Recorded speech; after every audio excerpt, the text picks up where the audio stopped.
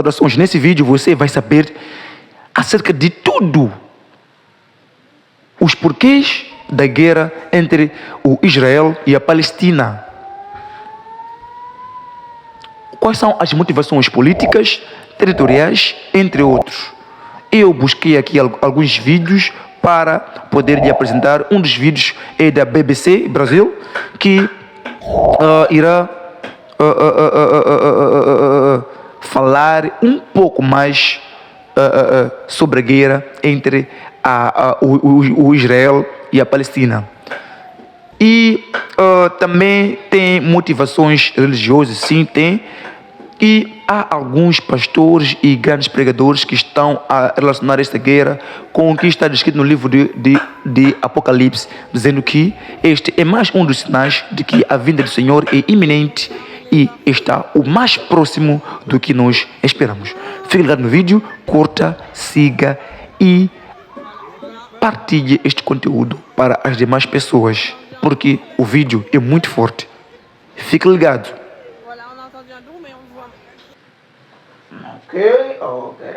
O conflito entre Israel e Palestina é muito complexo. Durante décadas, essa disputa causou dezenas de milhares de mortes e milhões de refugiados. E transformou o Oriente Médio em um barril de pólvora que está sempre à beira de explodir. Mas por que israelenses e palestinos lutam? Eu sou Camila Veras Mota, da BBC News Brasil, e adianto que a resposta não é simples. Por isso, dividimos a resposta em 3 vídeos: a origem do conflito e as fronteiras, os assentamentos judaicos e a questão de Jerusalém. Vamos começar pelo início. Para entender essa história, é preciso voltar no tempo até o início do século XIX, quando o sionismo se espalhou pela Europa. O principal objetivo desse movimento nacionalista era a criação de um Estado para todos os judeus do mundo, que acabaria aí com milênios de perseguição e exílio.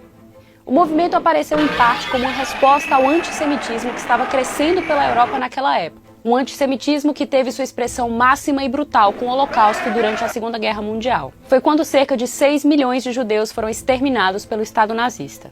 E onde eles queriam criar esse Estado judeu? Havia diferentes opções: Uganda, Argentina ou mesmo uma região da Sibéria chamada Birobidjan, na fronteira entre a Rússia e a China. E havia partidários, é claro, da criação de um Estado no território onde se situara o reino histórico de Israel, a área geográfica conhecida na época como Palestina. Quero dizer aqui, nessa faixa de terra de cerca de 400 quilômetros de extensão entre o mar Mediterrâneo e o Vale do Rio Jordão. E qual seria o problema? Bom, essa região não estava vazia e é considerada sagrada não apenas pelos judeus, mas também por muçulmanos e cristãos. Além disso, quando a criação desse Estado judeu começou a ser considerada, essa área pertencia ao Império Otomano. E apesar de existir uma pequena comunidade judaica lá, a população era predominantemente árabe. Então aconteceu algo que mudou tudo: a Primeira Guerra Mundial.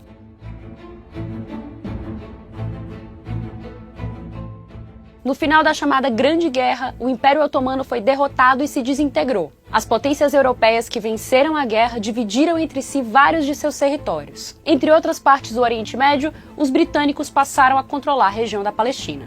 Isso é importante porque naquela época o governo britânico deu um passo fundamental em apoio à causa sionista, a Declaração de Balfour. Uma carta em que pela primeira vez o governo britânico apoiou a criação de um lar nacional para o povo judeu na região da Palestina. Mas deixando claro o seguinte: nada deve ser feito que possa prejudicar os direitos civis e religiosos das comunidades não judias na Palestina. Ou seja, os direitos dos árabes e de outras etnias deveriam ser respeitados. Mais tarde veremos por que os árabes não se sentem exatamente respeitados. O fato é que nas décadas de 1920 e 1930, milhares de judeus se estabeleceram nessa região. E houve também o êxodo de quem conseguiu escapar ou sobreviveu ao Holocausto nos anos seguintes.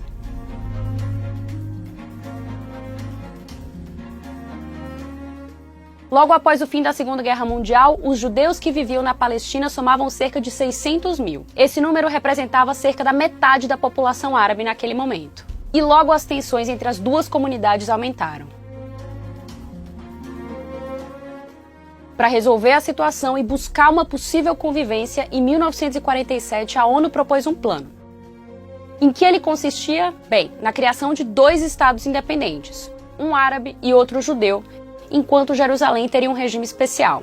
os judeus que viviam lá aceitaram a oferta, mas os palestinos não estavam dispostos a ceder seu território. O plano da ONU foi aprovado, mas nunca foi implementado, e detonou uma sucessão de eventos que mudariam a história. Uma data se destaca: 14 de maio de 1948. Duas coisas aconteceram nesse dia. Primeiro, o chamado Mandato Britânico da Palestina encerrou oficialmente. O governo britânico havia informado meses antes que concordava com o plano de partilha da ONU, mas que não iria implementá-lo, marcando então a data para sua saída. Segundo, foi também o dia em que o líder judeu David Ben-Gurion proclamou o estabelecimento do Estado de Israel. No dia seguinte, 5 países árabes vizinhos declararam guerra ao recém-criado país e invadem o novo Estado judeu.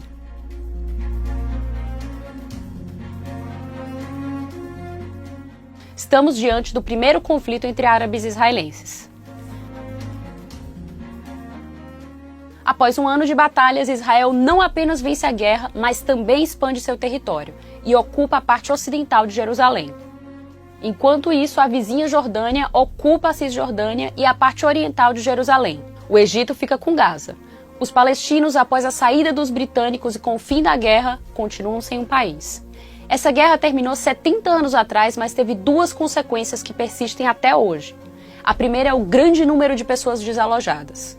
Isso aconteceu com pessoas nos dois lados do conflito, mas o problema afetou principalmente os árabes que viviam em áreas que passaram a ser ocupadas por forças israelenses. Estima-se que 750 mil palestinos tiveram que fugir para outras áreas da região ou para países vizinhos, especialmente a Jordânia.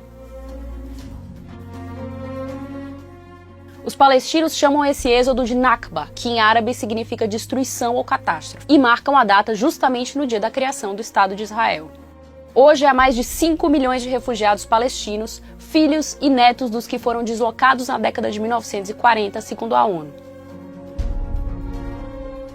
A segunda consequência que perdura é a divisão do território palestino em dois: a Cisjordânia, que inclui Jerusalém Oriental, e a faixa de Gaza. Ou seja, foram divididos dois territórios sem ligação por terra entre eles. Alguns anos após a primeira guerra entre árabes e israelenses, uma crise no canal de Suez causou outro confronto militar em 1956. Dessa vez entre Egito e Israel, que teve o apoio do Reino Unido e da França. Após 9 dias de conflito, as tropas de Israel, França e Reino Unido se retiraram do território egípcio e as fronteiras permaneceram como estavam. Isso até junho de 1967, quando ocorreu o terceiro conflito, conhecido como Guerra dos 6 Dias. Que durou apenas 6 dias mesmo, e no final Israel ocupou a Cisjordânia, incluindo a parte oriental de Jerusalém, Gaza e a Península do Sinai, que pertencia ao Egito. A questão de Jerusalém é um caso à parte, também bastante complexo, que vai ser tratada no terceiro vídeo dessa série. Bom, o último conflito dessa série de disputas internacionais entre árabes e israelenses foi a Guerra do Yom Kippur, que em 1973 colocou o Egito e a Síria contra Israel. A guerra durou 20 dias, mas suas consequências se estenderam por anos e levaram a um evento muito importante para a região. Em 1978, o Egito se tornou o primeiro país árabe a assinar a paz com Israel, nos acordos de Camp David. Dessa maneira, o Egito recuperou o Sinai, mas renunciou à faixa de Gaza. Apenas a Jordânia, além do Egito, assinou um tratado de paz com o Estado judeu. Esse foi o ponto de inflexão que também marcou o relacionamento entre Israel e os outros países árabes. Até hoje, os outros estados árabes da região, além do Irã, não reconhecem o Estado de Israel e consideram o território sob ocupação ilegal. No fim das contas, os acordos de Camp David foram muito importantes porque marcaram o fim da guerra aberta entre Israel e os estados árabes vizinhos. E o que isso significa? Que a partir daquele momento, o conflito se concentrou não mais na luta entre os estados árabes vizinhos de diferentes nacionalidades e Israel, mas na luta entre palestinos e israelenses. Até hoje, Gaza e Cisjordânia estão em parte sob controle militar de Israel e em parte sob a administração da Autoridade Nacional Palestina e do Hamas, que desde 2007 controla Gaza. E isso nos leva ao próximo vídeo, sobre os chamados colonos judeus, ou seja, os habitantes de assentamentos israelenses em terras palestinas ocupadas e o papel dessa ocupação no conflito. Para vê-lo, clique no link na descrição. Muito obrigada e até a próxima! Gente, o fim do mundo está mais próximo do que nunca. O Estado de Israel declarou guerra em meio a um ataque surpresa em grande escala vindo de Gaza. Neste momento, cidades de Israel estão sendo atacadas. Mas a Bíblia já dizia isso em João. um exército de mais de 200 milhões de homens vindo do leste de Israel. A Bíblia também diz que o rio Eufrates iria secar, e os soldados inimigos viriam por ele. E o rio Eufrates também está secando. A Bíblia também dizia que nos últimos dias o sol aumentaria seu calor, e os homens seriam queimados por causa do aumento da temperatura. Tudo isso não é coincidência. Então, o Apocalipse fala de coisas que não faziam sentido no tempo em que João escreveu, mas sim para o nosso. Se você chegou até aqui, não esqueça de compartilhar, e que Deus abençoe todos nós nesses tempos finais. Amém. O conflito em Israel já foi descrito como uma profecia no livro de Ezequiel. Saiba agora o que a Bíblia diz. O livro de Ezequiel é repleto de profecias. Uma delas é descrita como um grande conflito que ocorreria em Israel. Está escrito: muitas nações com você, todas montadas em cavalos, um grande exército, uma horda poderosa, virá contra o meu povo de Israel como uma nuvem que cobre a terra. No futuro, isso acontecerá. Trarei contra a minha terra para que as nações me reconheçam quando eu mostrar a minha santidade por meio de você diante delas, ó Gog. Ezequiel viu isso acontecer muito antes de nossos tempos, mas suas palavras ressoam através dos séculos. Este é um aviso profético de um conflito terrível nas terras sagradas de Israel, uma nação que sempre esteve no centro das atenções. Mas por quê? Porque neste momento crítico, Deus revelará sua santidade através de Israel. Ele mostrará seu poder e sua fidelidade ao proteger seu povo escolhido. Este conflito não será apenas uma batalha terrena, mas um evento de proporções divinas. Se você crê na palavra de Deus, escreva: que haja paz em Israel. Mas a Bíblia Sagrada mostra que até o juízo final ainda vão acontecer 3 principais guerras. O saudoso pastor Antônio Gilberto, no seu livro Calendário da Profecia, ele fala sobre a primeira guerra que vai haver até o juízo final, conhecido como a Guerra de Gog. Você quer conhecer acerca desta guerra? Leia Ezequiel 38, Ezequiel 39 e Joel capítulo 2. Esta guerra, quem é Gog na Bíblia, irmãos? Gog hoje corresponde à Rússia. E o que é interessante é que na profecia de Ezequiel 38 e 39, Deus diz 2 vezes: eu sou contra ti, ó Gog. Deus está dizendo: eu sou contra ti, ó Rússia, príncipe-chefe de Meseque e Tubal. Esta guerra de Gog será da Rússia contra Israel. E se você ler os capítulos 38 e 39 de Ezequiel, você vai ver que Deus é quem vai atrair a Rússia para os territórios de Israel. E por que Deus vai intervir nesta batalha? Por 2 razões. Primeiro, porque Israel